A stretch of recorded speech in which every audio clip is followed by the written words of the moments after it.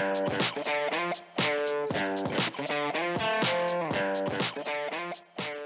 everybody, Bill Knutson here, New York Sports with an Attitude. Happy recap tonight.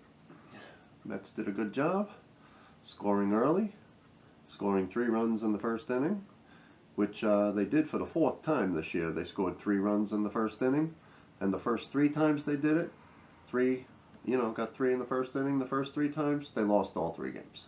I'm like, wow, that's unreal. Get 3 in the first on 3 separate occasions and lose the game. But tonight, good job tonight.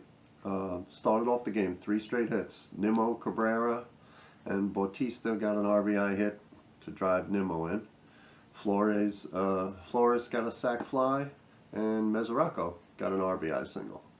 So, like I said, we started off 3-0, really good, but I knew that we had done that 3 times before and lost all 3 games. So, of course, you want to start off 3-0 ahead, but this year it's by no means safe.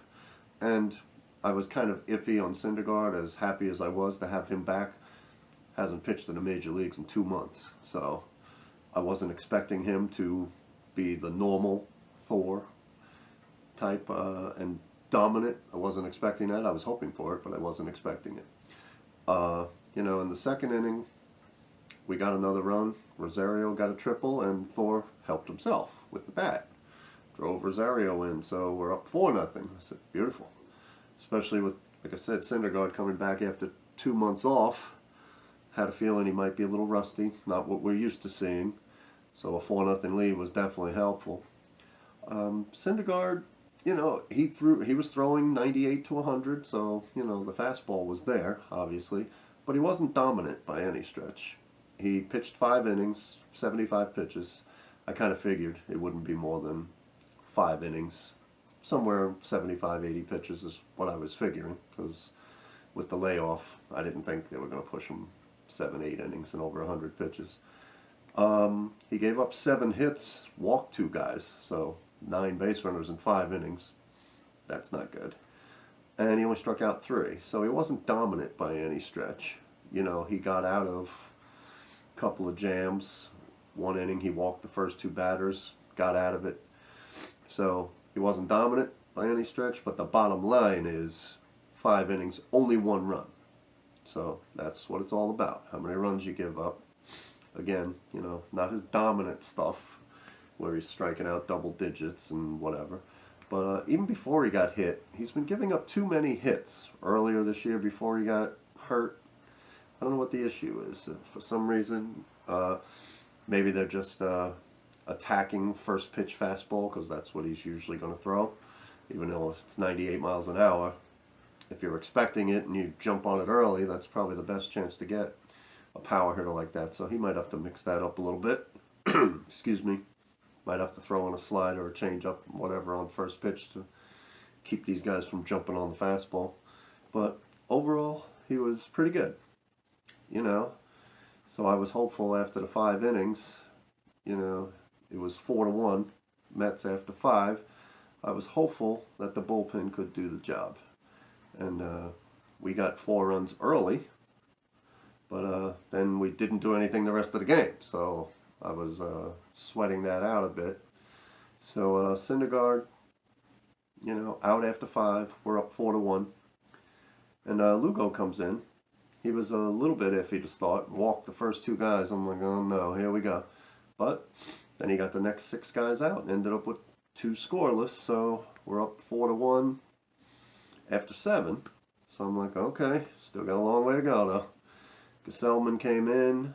He gave up a solo home run in the 8th inning, but got everybody else out, in the 8th.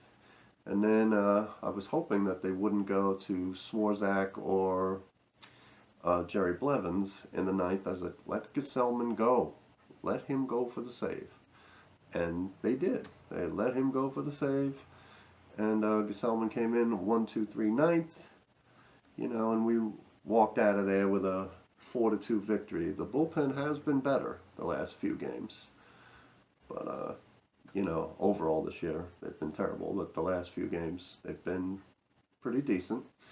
And they were pretty decent tonight. and allowed Syndergaard to get his 5th win. Now, Syndergaard missed 7 starts while he was hurt, and he has the same amount of wins as DeGrom. 5. They both have 5. And that's with Syndergaard missing his last 7 starts. DeGrom lowered his ERA to Syndergaard lowered his ERA to 2.97. That's pretty decent.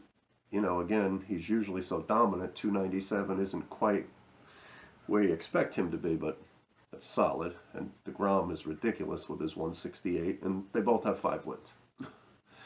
You know, because DeGrom has 7 starts of at least 7 innings with 1 run or no runs, and didn't get decisions, either a loss or a win, a loss or a no decision, I should say. And 9 of his games, he pitched 1 run or 0 runs. I think he had a game that he only pitched 5 innings, a game he only pitched 6 innings, and then 7 of them with at least 7 innings with a run or no runs. So 9 games altogether, 1 run or no runs with a no decision or a loss. That is just horrible. For some reason, for Syndergaard, they've scored some runs, so now they both have 5. And hopefully after the All-Star game, you know, they'll both get rolling, and we'll have something exciting to watch down the stretch, even though there won't be any playoffs or anything. All right, so with the win tonight, we're 4-5 on the homestand. So we got to have Wheeler win tomorrow and Oswalt win on Sunday to have a winning homestand, which we haven't had in 2 months. And we have to win the last 2 games to win this series, which we haven't done in 2 months. If we don't get both Saturday and Sunday, that'll be the 16th series in a row that we either lost or split. Most of them were losses, of course. So we're hoping that Wheeler steps up Saturday and Oswalt on Sunday, and the offense can get some runs for these guys. All right, so that's the happy recap. I'm glad I'm smiling talking about the Mets. That's it for tonight. Hope you have a great Saturday tomorrow. 4 o'clock, Wheeler against the Nationals tomorrow. Subscribe to the show.